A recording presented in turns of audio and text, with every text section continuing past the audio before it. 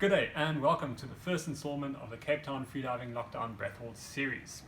Our first topic is breathing for freediving. We will cover how air enters and leaves the body, the different muscle groups used for breathing, activating those muscle groups in isolation, relaxed breathing for freediving, taking a full breath in, holding the breath, and the recovery breathing after. Before we start, make sure you have your yoga mat ready or that you are sitting in a comfortable position. So let's start off with the recap of how the air enters and leaves the body. As we inhale, our breathing muscles contract and air gets sucked into the mouth or the nose. The air then moves down our windpipe, down the trachea into the lungs.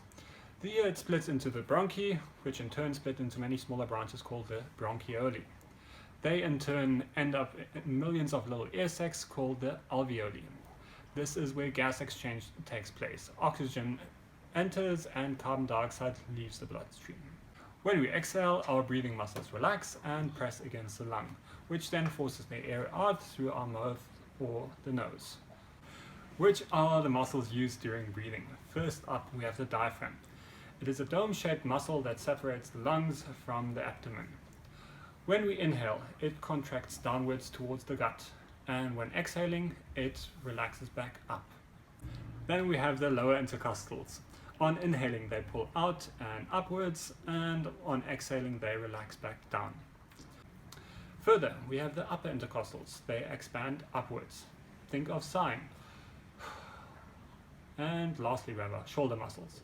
By lifting them upwards, we create a space for the air to flow in, and when relaxing, it pushes the air back out. For the following exercises, you should be sitting upright or lying down in a comfortable position.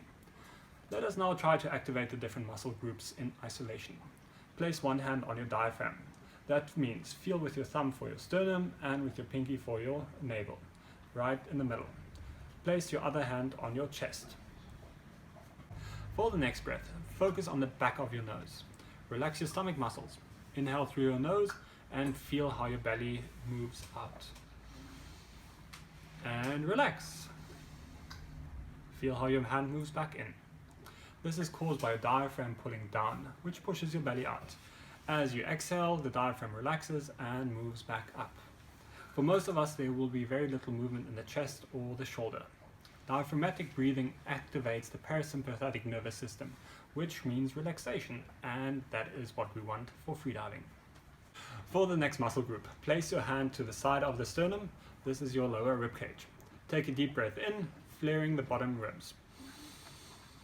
You will feel your hands moving away from each other. As you exhale, your hands will move back together. We are activating our lateral breathing muscles, the lower intercostals. Lateral breathing promotes mobility in the rib cage. Activating your upper chest is easy. Just think of sighing. Or breathe through your mouth, which normally causes you to breathe into your upper chest.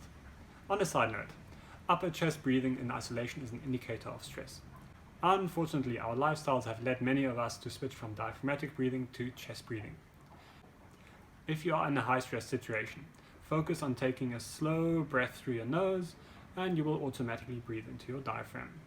This will induce relaxation. As mentioned earlier, as we raise our shoulders, we create an airspace into which air can flow, and when dropping them, the air is pushed back out. All these muscle groups will come into play later when we are doing a full inhale. But for now, let us just practice a diaphragmatic breathing. Inhaling through the nose into our stomach, and exhaling back out through the nose.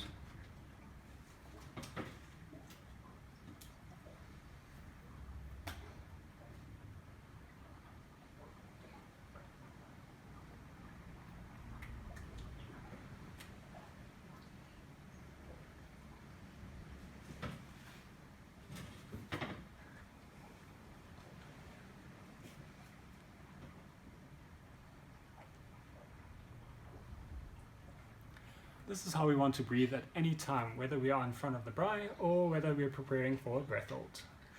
I'll not tell you to breathe at the set rate or inhale this long and exhale for that amount of time. Just find a relaxed rhythm. The more relaxed you are, the slower your breathing becomes. Before each breath hold, whether in water or dry, Take your time to make sure that you have a comfortable diaphragmatic breathing rhythm. It has a massive influence on your breath hold. Now that we are relaxed, it is time to fully inhale for our breath hold. But before we can do that, we first do one big exhale.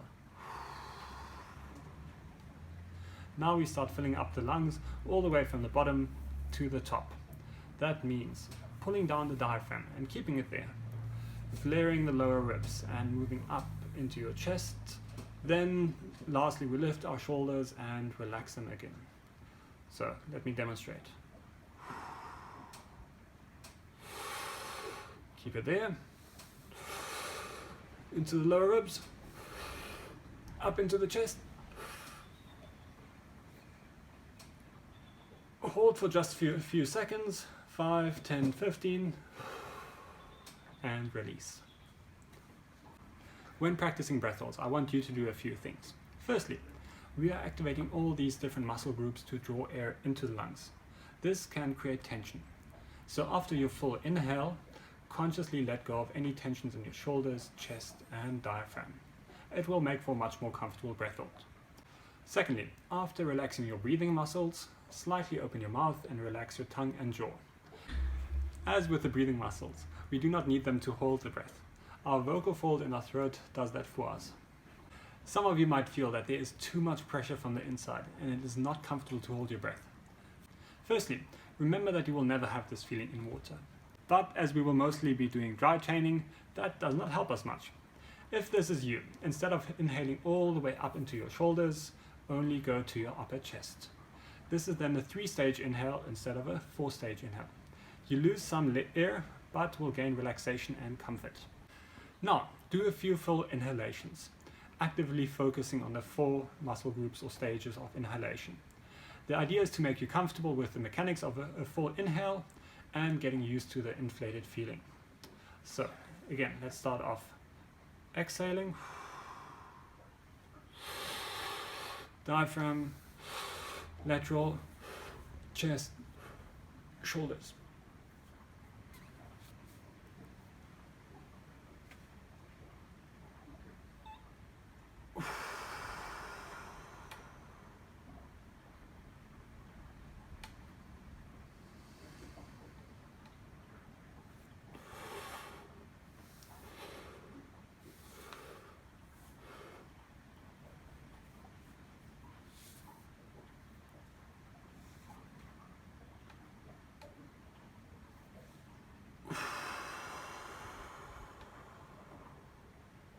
Remember, in between each full breath, just resume normal diaphragmatic breathing again. Those of you who are more flexible will experience less tension than others. If you do feel tension, see that as a motivator to increase flexibility. We do have something in store for you that will help with that. Watch this space. Now that we have all the air we need for a long breath hold, we will skip the breath hold and continue with the recovery breathing. As most of you know, we have adopted our hook breaths from fighter pilots. To re-watch the video from the first course with us, the link will be in the descriptions below. The basic principle behind recovery breathing is to keep the pressure of air in the lungs after a breath hold. We do this by making quick partial exhales, followed by quick strong inhales, and tensing of the breathing muscles.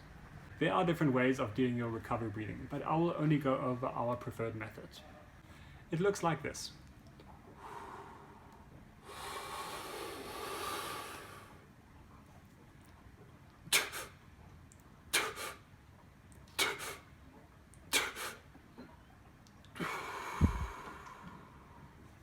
Take a full breath in, then do a quick passive exhale. Think of doing the T sound. Then inhale and hold for a second or two. Repeat this 3 or 4 times or until you sense recovery. If you feel lightheaded after a long breath hold, it helps to extend the hold 5 or even 10 seconds. So something like this.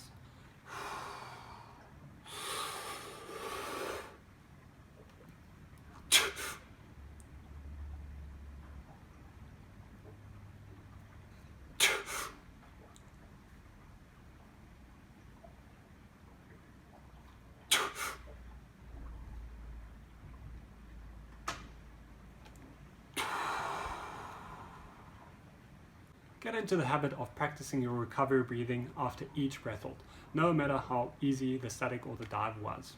It can help prevent a blackout. Use the next few days to practice your diaphragmatic breathing to induce relaxation. Also practice regular full inhalation, focusing on the 4 stages to get used to the mechanics and to the sensations. In the next video, we will tackle static breath holds and cover the safety of freediving. Dust off your nose clips and your clothes pegs and get your stopwatches ready.